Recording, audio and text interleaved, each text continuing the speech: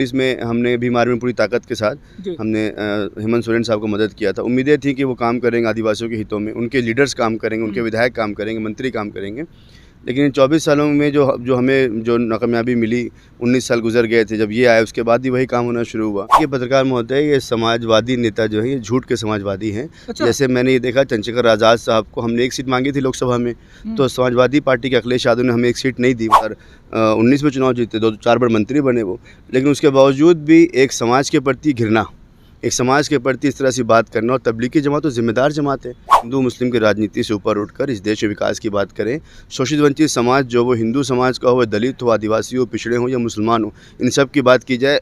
एक बड़े समाज को, एक बड़े जिम्मेदार संगठन को, जो तबलीगी जमात एक बड़ी जमात है, उनकी जिम्मेदारी है, वो जिम्मेदार लोग हैं और बड़े प्यारे लोग हैं। मैं खुद देखा हूँ, अपनी तौर पर ये बहुत ही गलत है। इनका खामियाजा भुगतना पड़ेगा उनको। मुसलमान भाजपा होती तो मुसलमान खौफ में होता है, अब कांग्रेस भी तो मुसलमान खौफ में। मैं गढ़वा बताता हूँ, पलामू में भी मैं क्योंकि प्रदेश लीड कर रहा हूँ, तो वहाँ पर भी जो हमारे लोग खड़े हैं, वहाँ पर जो मंत्री उनके हैं, जो विधायक उनके हैं, जेएमएम के, कांग्रेस के, वो हमें डरा रहे हैं। सपोर्ट में बोल रहे हैं, किसी के सपोर्ट में बोल रहे हो। अगर मंत्री के विरोध में बोल रहे हैं तो उनको उठाया जा रहा है।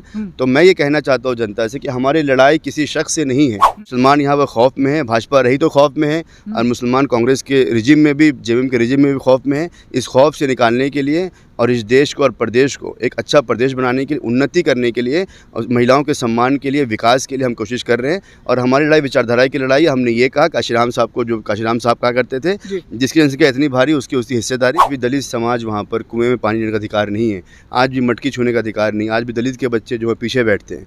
तो ये सारे सवाल हैं आदिवासी। अभी तक झारखंड में छुआछूत की भावनाएं अभी है। मैं गढ़वा गया, मैं पलामू गया, मैंने वहाँ पर छतरपुर मैंने देखा, मैं चतरा घूमा, मैंने हज़ारीबाग घूमा। मैं यहाँ आपके बगल में सिल्ली विधानसभा है बगल में, जहाँ सुदेश महतो जी आते हैं, वहाँ कई इंसिडेंट आ चुके हैं। SC एक्ट का मुकदमा दर्ज होता है ST SC के उस पर, तो आज भी वहाँ पर मुकदमे नहीं लिए जा रहे हैं। झारखंड में कई केसेस मेरे पास आते हैं। मैं आयोग में तो ये जाता होगा ना मामला? SC आयोग है कहाँ साहब? अच्छा, झारखंड में SC आयोग ही हाशिए पे चला गया। उनका बाबा साहब अम्बेडकर की देन है कि यहाँ पर रिजर्वेशन है, तो 9 सीटें हमारी आ जाती दलितों की। लेकिन उनके बावजूद भी उनके जो नेता हैं अपनी पार्टी के गुलाम हैं।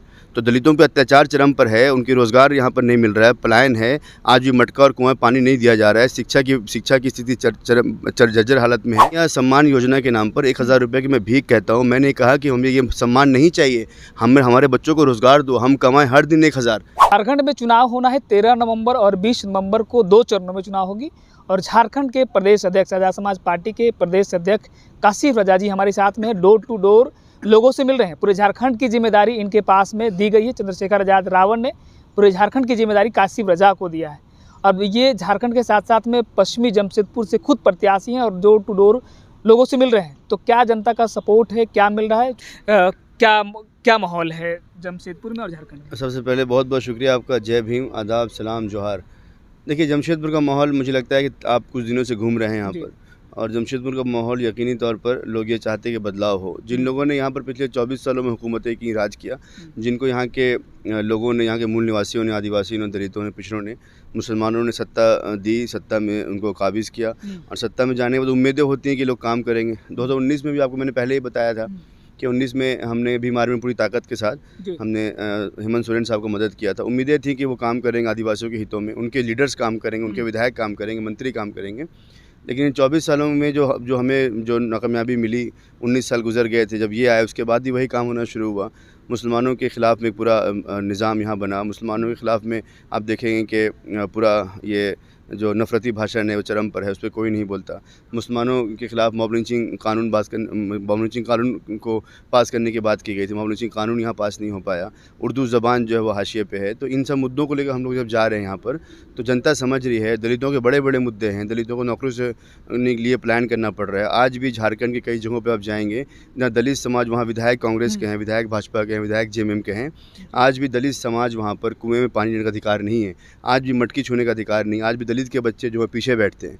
तो ये सारे सवाल हैं आदिवासी। अभी तक झारखंड में छुआछूत की भावनाएं अभी है। मैं गढ़वा गया, मैं पलामू गया, मैंने वहाँ पर छतरपुर मैंने देखा, मैं चतरा घूमा, मैंने हज़ारीबाग घूमा, मैं यहाँ आपके बगल में सिल्ली विधानसभा है बगल में, जहाँ सुदेश महतो जी आते हैं, वहाँ कई इंसिडेंट आ चुके हैं कि वहाँ के समाज के लोग भी हैं जो अगड़ी जाति के लोग हैं, वहाँ के महतो समाज को, वहाँ के दलितों को, मुसलमानों को या फिर और दीगर जो आदिवासी लोग हैं पहले वो पानी भरेंगे चापानल से, या फिर पहले वो पानी भरेंगे कुआं से, उसके बाद ही पानी भरेंगे। वो बात सुन लीजिए, यूपी नहीं, बिहार नहीं, झारखंड, राजस्थान, ये पूरे देश में, अब झारखंड में भी इस तरह की कहा जा रहा है। हेमंत सोरेन खुद आदिवासी समाज से आते हैं, उनको भी अछूत रखा गया है, लेकिन उनकी अछूत और लोगों को दिखाई नहीं दे रहा है। अब साफ तौर पर समझ, दलितों की ये इतनी बड़ी आबादी, मुस्लिम की इतनी बड़ी आबादी, लेकिन दलितों के साथ में आज भी भेदभाव की बिल्कुल आज भी दलितों पे, मैं जब ST/SC एक्ट का मुकदमा दर्ज होता है ST/SC के उस पर, तो आज भी वहाँ पर मुकदमे नहीं लिए जा रहे हैं। झारखंड में कई केसेस मेरे पास आते हैं, मैं प्रदेश का अध्यक्ष हूँ, दिन रात मेरे पास केस आते हैं कि SC आयोग में तो ये जाता होगा ना मामला? SC आयोग है कहाँ साहब? अच्छा, झारखंड में SC आयोग ही हाशिए पे चला गया, उनका कोई बजट नहीं है, उनकी कोई नुमाइंदगी नहीं है। यहाँ पर ट्राइबल एडवाइजरी काउंसिल ज़रूर है, इसके बाद ट्राइबल एडवाइजरी काउंसिल में जो वहाँ पर जो अध्यक्ष होता है, चेयरपर्सन होता है, वो तो ट्राइबल होना चाहिए। ST समाज से, आदिवासी समाज से मुख्यमंत्री आते हैं और वो आदिवासी, SC आयोग नहीं है। SC आयोग यहाँ पर नहीं है, ट्राइबल एडवाइजरी काउंसिल है। पिछले बार रघुवर दास उसके जिम्मेदार थे, गैर आदिवासी को जिम्मेदार बनाया गया। SC आयोग यहाँ पर नहीं है। माइनॉरिटी कमीशन जो है यहाँ सिखों के लिए, ईसाइयों के लिए, मुसलमानों के लिए, वो अभी कुछ दिन पहले बना, 5 साल तक गायब था। जब प्रेशर बनाया हम लोगों ने तो माइनॉरिटी कमीशन बना, और बजट कितना, 100 करोड़ के आसपास बजट है। उसको खर्च कहाँ हुआ पिछले 5 सालों में? तो 5 साल में अगर हम 500 करोड़ का बजट मान ले, वो कहाँ चला गया? ज़ीरो है बजट वो। तो ना सिखों के लिए काम हुआ, ना आदिवासी मुसलमानों के लिए काम हुआ, और ना ईसाइयों के लिए काम हुआ। और यहाँ पर ईसाई और सरना में लड़ाई करने की कोशिश की जा रही है, उनको लड़ाया जा रहा है। काम कौन करेगा अध्यक्ष जी? 70 लाख की आबादी मुसलमानों की, दलितों की आबादी है, और उसमें सांसद आपके नहीं है। विधायक जो थे 9 विधायक लगभग थे, वो अभी तक 2 लोग बचे हुए विधायक। ऐसे कैसे काम कैसे होगा? देखिए पत्रकार महोदय, जैसे आपने बताया कि झारखंड जब अलग हुआ बिहार से, तो हमें उम्मीद थी कि झारखंड अलग हुआ है तो यहाँ पर दलित, आदिवासी, पिछड़े, जिन लोगों ने अलग करने में यहाँ पर कुर्बानियाँ दी, अलग करने में मुसलमानों की कुर्बानियाँ भी हैं, दलितों की भी, आदिवासियों की भी है, पिछड़ों की भी है। लेकिन उसके बावजूद जब अलग हो गए तो जो 8-9 विधायक मुसलमान थे वो हाशिए पे चले गए। अब 3 विधायक हैं, और आलमगीर आलम साहब जो कांग्रेस के, वो जेल चले गए। उनको निकालने के लिए कांग्रेस की कोई मुहिम नहीं है। तो आप ये देखिए कि दलित को, चलिए बाबा साहब अम्बेडकर की देन है कि यहाँ पर रिजर्वेशन है, तो 9 सीटें हमारी आ जाती दलितों की। लेकिन उनके बावजूद भी उनके जो नेता हैं अपनी पार्टी के गुलाम हैं, तो दलितों पे अत्याचार चरम पर है, उनके रोज़गार यहाँ पर नहीं मिल रहा है, पलायन है, आज भी मटका और कुआं पानी नहीं दिया जा रहा है, शिक्षा की स्थिति जर्जर हालत में है, स्वास्थ्य सुविधाएं अवेलेबल नहीं, जितने भी निराशा है वो आदिवासी, दलित, मुसलमान, पिछड़ों में है, उनका विकास नहीं हो पा रहा है। तो सवाल तो है, जिन लोगों को हमने राजा बनाया, दलित समाज ने 9 विधायक पैदा किए, हमारे पास में रिजर्व सीटें हैं, मुसलमान की आबादी 70 लाख की है, दलित की आबादी 55 लाख की है। तो ये सरकार जो चल रही है, मैं महसूस करता हूँ कि सिर्फ आदिवासियों के लिए बात करी, इसमें हमें कोई गुरेज नहीं है आदिवासी का डेवलपमेंट हो, लेकिन डेवलपमेंट में तो नहीं हो पाया ना। इन 24 सालों में आदिवासी महिलाएं आज भी हम देखते हैं, सुबह पत्ता चुन के लाती हैं हमारी जो माताएं बहनें, और वो सड़क पे बेचती हैं, तो वो अपने घर का रोज़गार चला पाती हैं। हमारे बुजुर्ग जो है उनको रोज़गार नहीं है। महिला सम्मान के नाम पर 1000 रुपये की भीख दी गई। मैया योजना चला रहे हैं मुख्यमंत्री। मैया सम्मान योजना के नाम पर 1000 रुपये की मैं भीख कहता हूँ। मैंने कहा कि हमें ये सम्मान नहीं चाहिए, हमारे बच्चों को रोज़गार दो, हम कमाएं हर दिन 1000 रुपये महीने में करके क्या करेंगे हम? 12,000 क्या मिलेगा हमें? लेकिन अगर मेरे बच्चों को, मेरे भाइयों को, मेरे नौजवानों को अगर 1000 रुपये के हर दिन को मिनिमम वेजेस मिले, उस तरह से बनाया जाए। IT पार्क बना सकते हैं, लॉजिस्टिक पार्क बना सकते हैं, यूनिवर्सिटीज़ कायम कर सकते हैं, हम IIM ला सकते हैं यहाँ पर। लेकिन अगर आ भी रहा है तो इतना देर हो रहा है, और IIM अगर बन भी जाएगा तो उसमें आरक्षण देंगे क्या हमें आप? आरक्षण आप नहीं देंगे, हमारे बच्चे कहाँ पढ़ेंगे जाकर? यहाँ एक्सराई जाकर देखिए कितने बच्चे पढ़ते हैं वहाँ पर। एक्सराई यहाँ पर है, वहाँ दलित बच्चे नहीं पढ़ पाते। लोयला स्कूल है, कॉन्वेंट यहाँ पर है, यहाँ DBMS बड़े इदारे यहाँ पर हैं। जो समाजवादी नेता झारखंड में है, वो खुद हेमंत सोरेन कहते हैं हम समाजवादी नेता हैं, और वे इंडिया गठबंधन के साथ में, और खुद ST समाज से आते हैं, और इस तरह की व्यवस्था झारखंड में। देखिए पत्रकार महोदय, ये समाजवादी नेता जो है ये झूठ के समाजवादी हैं। अच्छा। जैसे मैंने ये देखा, चंद्रशेखर आज़ाद साहब को हमने 1 सीट मांगी थी लोकसभा में, तो समाजवादी पार्टी के अखिलेश यादव ने हमें 1 सीट नहीं दी वहाँ पर, और उसका नुकसान देखने को मिला उन्हें। तो इस तरह से यहाँ पर भी हमने तो कोशिश की कि इनके साथ में हम बात करें, वार्ता हो, हम दलितों की आवाज़ उठाएं, आदिवासियों के लिए बात करें। और अगर 24 साल तो एक बड़ा वक्फा होता है, 24 साल में अगर इतने बड़े समय में अगर प्रचार आपने अगर विकास नहीं किया यहाँ के लोगों का, और हम आपके साथ देते रहे, मुसलमानों ने साथ दिया, आदिवासियों ने अपनी पार्टी मानी उन्हें, दलित भी इनके साथ रहे, पिछड़े भी इनके साथ रहे, लेकिन विकास किसका हुआ? विकास उन्हीं का हुआ जो अगड़ी जाति के लोग हैं, विकास उन्हीं का हुआ जिनके साथ में लोग हैं, विकास उन्हीं का हुआ जो पूंजीवादी हैं, जिनको पैसा पहुँचाते उनका विकास हुआ।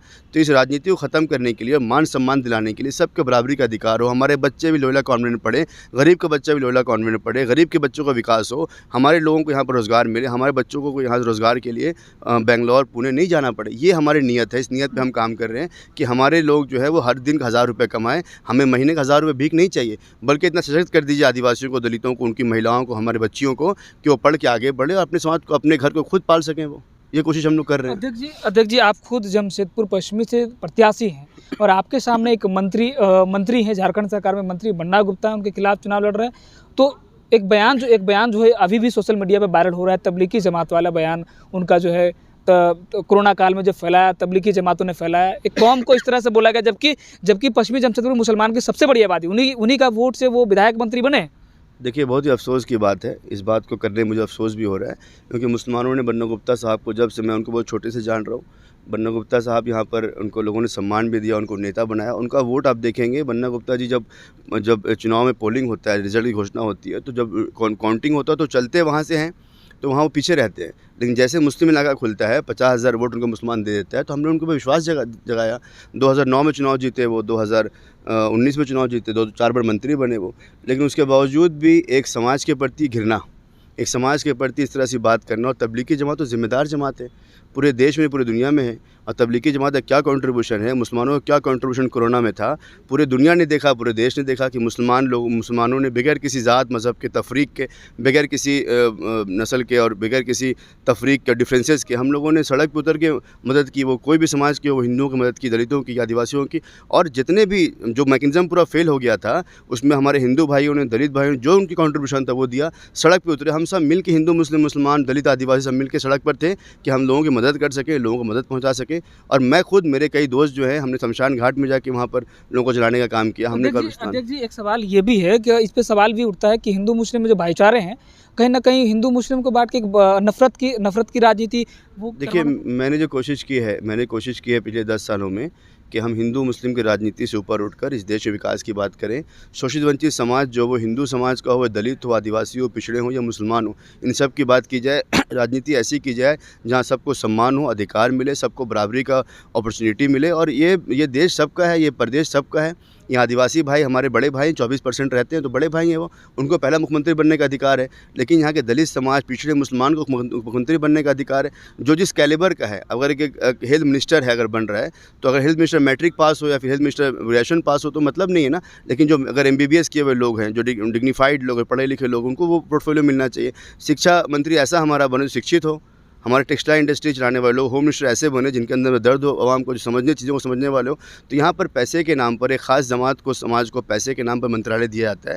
ये बड़े अफसोस की बात है। और तबलीगी जमात के ऊपर इस तरह गैर जिम्मेदाराना बयान देना, यकीनन खामियाजा उनको भुगतना पड़ेगा इस बार। तो इस बार लगता है कि पश्चिमी जमशेदपुर में उनके बयान को, जिस तरह से बयान उन्होंने दिया था, तो क्या वहाँ के मुस्लिम और दलित समाज से इस बात को समझेंगे? देखिए, बिल्कुल समझेंगे, क्योंकि आपने एक बड़े समाज को, एक बड़े ज़िम्मेदार संगठन को, जो तबलीगी जमात एक बड़ी जमात है, उनकी ज़िम्मेदारी है, वो ज़िम्मेदार लोग हैं और बड़े प्यारे लोग हैं। मैं खुद देखा हूँ, मैंने करीब से देखा है उनको। तो उनके खिलाफ में इस तरह से द्वेष फैलाना, आप ये बोल सकते थे कि किसी की जिम्मेदारी से, और कोरोना किसी इंसान से थोड़ी ना फैला। कोरोना बीमारी थी, कोई भी वहाँ पर ट्रांसपेरेंट हुआ, कोई उसको ट्रांसमिट करके लेके आया, ट्रांसमिटेड डिजीज़ था वो। तो किसी एक जमात पे, किसी एक धर्म पे आरोप लगाना, ये बहुत ही मतलब गैर उसूली बात है और ये एक तरह का गुनाह है जो उन्होंने किया है।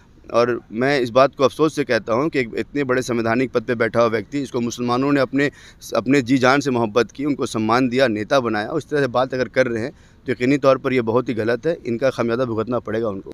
समय बहुत नज़दीक है, किसी से बातचीत हो पाई, किसी के साथ जाएंगे? देखिए, मैंने जो कहा, नगीना में हमने वहाँ के समाज के लोगों को, दलित भाइयों को, आदिवासियों को जोड़ा, पिछड़ों को जोड़ा। वही सेम हम यहाँ करना चाहते हैं, वही सेम पैटर्न पे हमारा काम है कि हम समाज को जोड़ रहे हैं, दलितों को जोड़ रहे हैं, पिछड़ों को जोड़ रहे हैं। जो पॉलिटिकल पार्टी अभी यहाँ पर है झारखंड में, वो सारी पॉलिटिकल पार्टियों ने समाज के लिए कुछ भी नहीं किया। जो नए पॉलिटिकल पार्टी, जो पुरानी है, इन्होंने कुछ भी नहीं किया समाज के लिए, ना उन्नति किया, ना विकास किया, ना सम्मान दे पाए। मुसलमानों पर खौफ पैदा किया, और वो खौफ भाजपा भी करती, खौफ ये भी लोग पैदा कर रहे हैं। दलितों पर अत्याचार चरम पर है, उनको रोज़गार नहीं मिल पा रहा, प्लान चरम पर है। तो मैंने जो गठबंधन हमने किया है वो समाज से किया है, दलितों से किया, आदिवासियों से किया। उनको हम गले से लगा रहे हैं, उनके मूलभूत मुद्दों को लेके जा रहे हैं और उन चीज़ों को स्टैब्लिश करने की कोशिश कर रहे हैं जिनको सियासी पार्टियां उठाने से डरती हैं। चलिए, तो आपने साफ तौर पे सुना, हमारे साथ में काशिफ रजा जी हैं, आज़ाद समाज पार्टी झारखंड के प्रदेश अध्यक्ष हैं। इन्होंने साफ तौर पे कहा कि अभी तक इंडिया गठबंधन हो या भाजपा हो या फिर झारखंड में JMM की सरकार हो, इन लोगों ने दलितों पे और मुसलमानों पे जो शोषित वंचित समाज पे, इन पे शोषण हमेशा से करता आया है। उन्होंने साफ तौर पे कहा कि हमारी गठबंधन की अगर जहाँ तक बात हुई तो हमने गठबंधन समाज से किया। जिस तरह से नगीना में चंद्रशेखर आज़ाद रावण को अकेला छोड़ दिया गया था, किसी पार्टी ने उनको समर्थन नहीं दिया था, उन्होंने अपने दम पर समाज को समझा के समाज को एक साथ में लेकर चुनाव लड़ा था। वैसे ही उन्होंने साफ तौर पे कहा है कि किसी भी नए पार्टी हो या फिर पुरानी पार्टी हो, भाजपा हो या फिर कांग्रेस हो या फिर जेएमएम हो, इन लोगों से कोई हमारी गठबंधन नहीं, हम बिल्कुल अकेले रहे और समाज के साथ में, समाज के मुद्दों के साथ में हम हैं। बाकी उन्होंने साफ तौर पर जमशेदपुर से खुद प्रत्याशी उन्होंने कहा कि जिस तरह से जमशेदपुर के लोगों को वोट उनसे लेके, एक बड़े मुसलमानों की आबादी है और मुसलमानों का वोट लेके झारखंड सरकार में मंत्री बन्ना गुप्ता जी जिस तरह से तबलीगी जमात पर बयान दिए कोरोना काल में, एक नफरत फैलाने की राजनीति कर रहे थे, उन्होंने साफ तौर पर जवाब दिया है। और बाकी इस वीडियो के माध्यम से आप क्या समझते हैं, अपनी प्रतिक्रिया जरूर दीजिएगा।